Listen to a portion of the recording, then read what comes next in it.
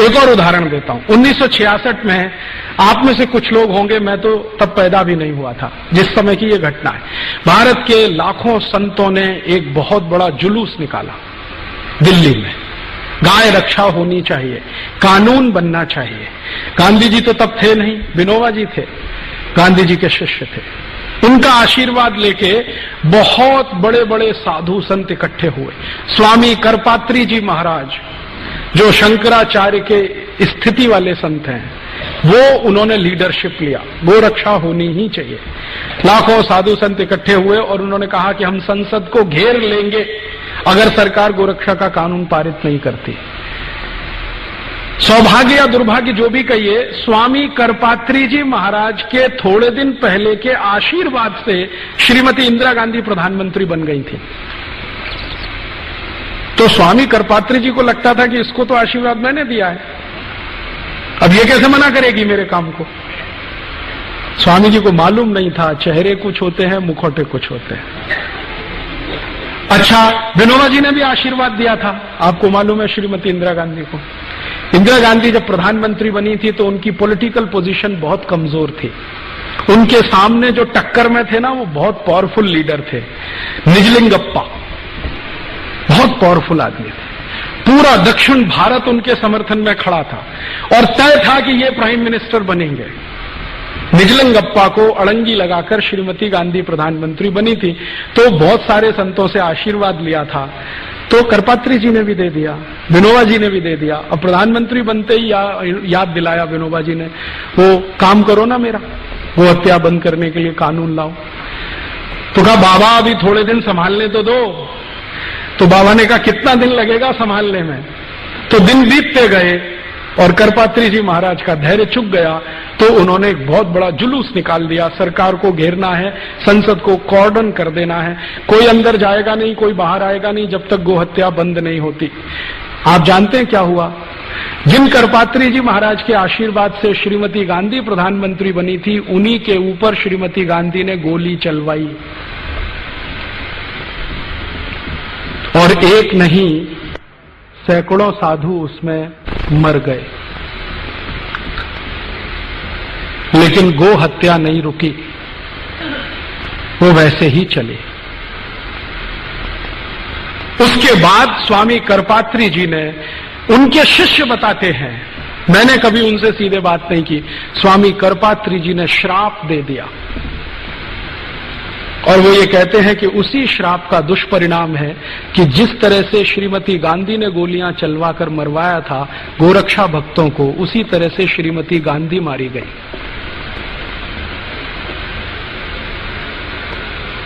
और ये अजीब संयोग है, मैंने इस पे थोड़ा काम किया तो मुझे पता चला, श्रीमती गांधी ने जिस दिन ये गोली चलवाई थी उस दिन गोपाष्टमी थी।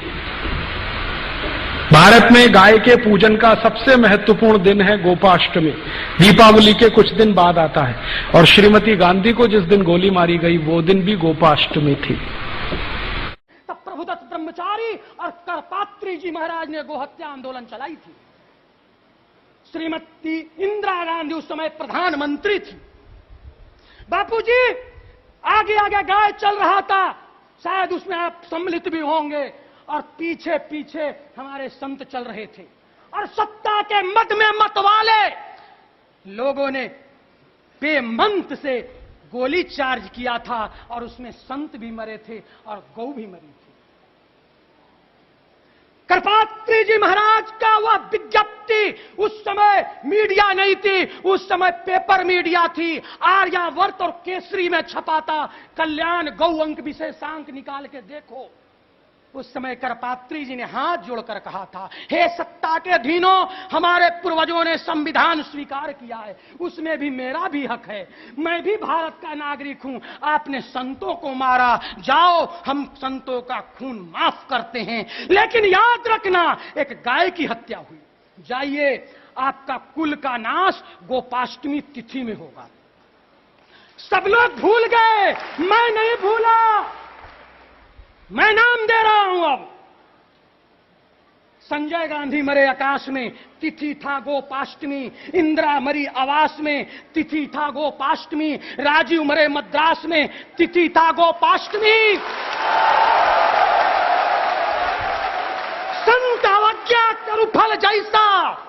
मैं रामचरितमानस का उद्घोष कर रहा हूं। संत अवज्ञा करु फल जैसा, जरई नगर अनाथ कर जैसा। मैं भारत माता को बचाना चाहता हूं। यही बात जयेंद्र सरस्वती के समय में सबसे पहले बापू ने जयललिता से कहा था, जयललिता जी इतना बड़ा मत कीजिए क्योंकि विनाश आ जाएगा। नहीं लोग समझे, एक सुमानी में जयललिता जी की और केंद्र की सरकार की औकात सामने आ गई। ये सब हुआ लेकिन गो हत्या नहीं रुकी। विनोबा भावे जिन्होंने आशीर्वाद दिया था श्रीमती गांधी को, वो जीवन के अंतिम दिनों में डिप्रेशन में चले गए। इतने डिप्रेशन में चले गए कि उन्होंने आत्महत्या कर ली, खाना पीना छोड़ दिया, जैन संतों की भाषा में कहूं तो संथारा ले लिया, और कॉन्स्टिट्यूशन की भाषा में कहूं तो आत्महत्या कर ली। इतने डिप्रेशन में गए विनोबा जी। और विनोबा जी बार बार एक प्रश्न पूछते थे कि मैं कोई बहुत बड़ी मांग नहीं कर रहा हूं, एक छोटी सी मांग है कि गाय का कत्ल बंद करा दो। कोई बहुत बड़ी मांग नहीं है, संसद के सब सदस्य मानते हैं, मेजॉरिटी संसद इसके साथ में है। और उन्होंने कहा कि गाय का कत्ल बंद हो जाए तो ये देवनार कत्ल खाना बंद हो जाए जो मुंबई में चलता है, जिसमें 26,000 जानवर आज रोज कट रहे हैं, उस समय 11,000 कटते थे। छोटा सा प्रश्न था, नहीं हुआ और वो वहीं छूट गया। उसके बाद अभी थोड़े दिन पहले जब एनडीए सरकार आई तो बड़ी मुश्किल से एक बिल तैयार करके संसद में पेश किया गया कि गाय की हत्या तुरंत रुकनी चाहिए, कानून तुरंत बनना चाहिए।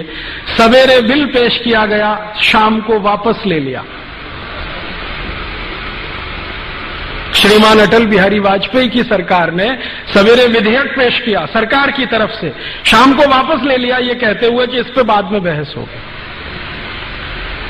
मैं आपको ये सुनाकर क्या कहना चाहता हूं, हिंदुस्तान में गाय का कत्ल बंद हो जाए ये हमारी सद इच्छा है, लेकिन गाय का कत्ल चलता रहे उसके लिए कोई बहुत बड़ा षड्यंत्र है, वो समझना जरूरी है। हमारी तो सदिच्छा है कि गाय का कत्ल नहीं होना चाहिए, लेकिन कोई बहुत बड़ा षड्यंत्र है इस देश में जो गाय के कत्ल को लगातार चालू रखना चाहता है। जब भी संसद में इस तरह की बहस होती है, कुछ न कुछ इस तरह के सवाल खड़े हो जाते हैं। एक दिन तो मैं खुद संसद की दर्शक दीर्घा में था, उस दिन बहस हो रही थी इसी गोरक्षा के प्रश्न पर। मैं गया था कि आज देखें सांसद कौन किस समर्थन में है, कौन किस पक्ष में। सारे सांसद एक बाजू में स्वर से बोल रहे हैं कि गोरक्षा होनी चाहिए। मुस्लिम सांसद जीएम बनात वाला ने कहा कि अगर बिल पास होता है तो पहला वोट मेरा, गोरक्षा के समर्थन में। उनके साथ दूसरे मुस्लिम सांसद खड़े हो गए, हमारी आपत्ति नहीं है, आप कानून बनाइए। अभी एक महिला खड़ी हो गई, उसका नाम है सुश्री ममता बनर्जी। उसने कहा गाय का मांस खाना मेरा मौलिक अधिकार है, उसका क्या होगा?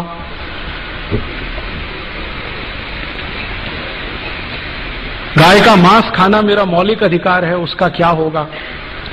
और ममता बनर्जी ने सुप्रीम कोर्ट के एक डिसीजन को कोट करके बोलना शुरू किया कि कोई कसाई गाय का कत्ल करता है, ये उसका मौलिक अधिकार है, उसका क्या होगा? ये सुप्रीम कोर्ट का जजमेंट है।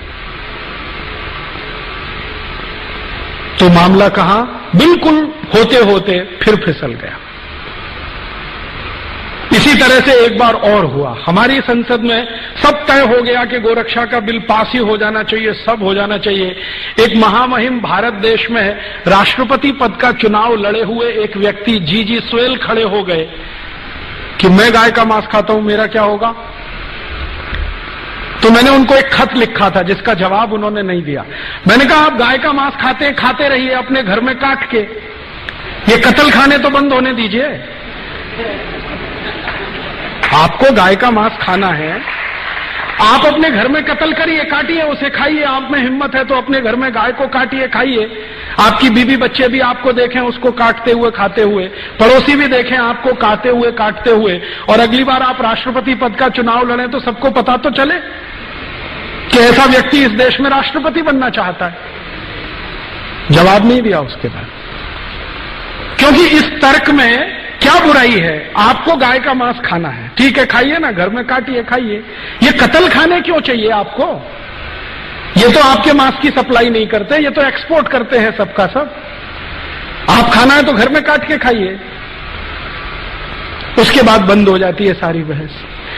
पिछले आजादी के 58-59 सालों में संसद में 4 बार गंभीरता से गोरक्षा पर बहस हुई है, प्रस्ताव पारित होने तक आया है, वोट करने तक नौबत आई है, लेकिन किसी न किसी कारण से वो अटकता गया है। कभी पंडित नेहरू के इस्तीफा देने की धमकी के कारण, कभी हमारे देश में सुश्री ममता बनर्जी जैसे खासदारों के ये कहने के कारण कि मैं गाय का मांस खाती हूं, मेरे मौलिक अधिकार का क्या होगा, कभी जीजी स्वेल के कारण, और कभी सवेरे विधेयक पेश किया और शाम को बहस करेंगे दोबारा, ये श्री अटल बिहारी वाजपेयी के बयान के कारण। हर बार ये हुआ है। मैंने इसको समझने की कोशिश की है कि आखिर गाय की रक्षा में ऐसा कौन सा प्रश्न है, या जानवरों की रक्षा में ऐसा कौन सा प्रश्न है जो भारत की संसद इसको होने नहीं देना चाहती।